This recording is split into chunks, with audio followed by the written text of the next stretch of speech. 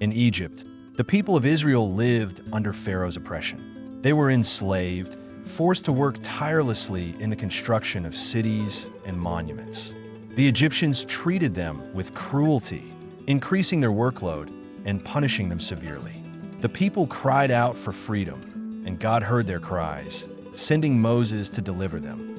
Moses and his brother Aaron went to Pharaoh and demanded, "Thus says the Lord, the God of Israel, let my people go so they may hold a feast for me in the wilderness."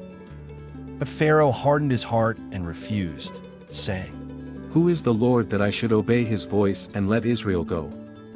I do not know the Lord, nor will I let the people go." God then sent 10 plagues upon Egypt to convince Pharaoh to free the Israelites. The first plague, water to blood. The next day, Moses raised his staff over the Nile River, and immediately its waters turned into blood. The river became foul, and all the fish died.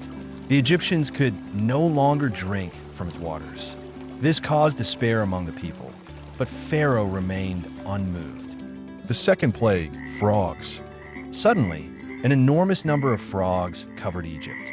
They invaded homes, palaces, rooms, kitchens, and even ovens and baking places. The people could neither sleep nor eat in peace. Pharaoh, frustrated, asked Moses to pray to the Lord to remove the frogs, promising to free Israel. But when the frogs disappeared, he changed his mind and refused to let the people go. The third plague, lice. The next day, Moses struck the dust of the ground with his staff, and it turned into countless lice, covering the people and the animals. The Egyptian priests tried to replicate the feat, but failed and admitted, "This is the finger of God." Yet, Pharaoh remained stubborn. The fourth plague, flies. Thus, God sent the fourth plague upon Egypt. Swarms of flies invaded the land, filling homes, covering the ground, and tormenting the Egyptians. But miraculously, the land of Goshen, where the Israelites lived, remained untouched. Pharaoh again asked Moses to remove the plague, but once the flies were gone, he hardened his heart. The fifth plague, livestock deaths.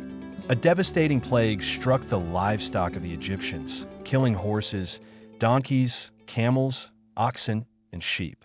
However, none of the Israelites' animals were affected.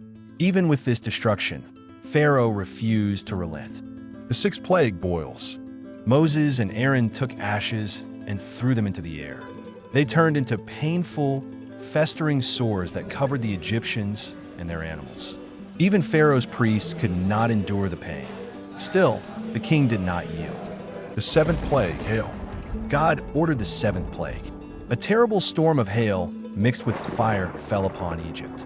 The thunder was terrifying, and all the crops and trees were destroyed. Only in the land of Goshen did no hail fall. Pharaoh, terrified, told Moses he would let the people go. But as soon as the storm ended, he changed his mind. The eighth plague, locusts. Clouds of locusts covered Egypt, devouring the last plants and trees that remained. The entire country was ruined. The people cried for Pharaoh to free the Israelites, but he again refused. The ninth plague, darkness. The ninth plague was a thick and oppressive darkness that covered Egypt for 3 days. No one could see or leave their homes, but the Israelites continued to have light in their dwellings. The 10th plague, death of the firstborn. God announced the 10th and most terrible plague, the death of all the firstborn in Egypt, from Pharaoh's son to the son of the humblest servant. God instructed the Israelites to mark their doorposts with the blood of a lamb so that the angel of death would pass over their homes. In the middle of the night, a great cry echoed throughout Egypt, for all the Egyptian firstborn had died. Devastated, Pharaoh finally relented and allowed the Israelites to depart. The story of the 10 plagues of Egypt teaches us about the power and justice of God. He is faithful to his people and fights for those who trust in him. Even in the most difficult situations, God always has a plan to deliver us. And you, what did you learn from this story? Don't forget to subscribe to our channel, like the video, and turn on the notification bell so you don't miss any new content. See you in the next adventure.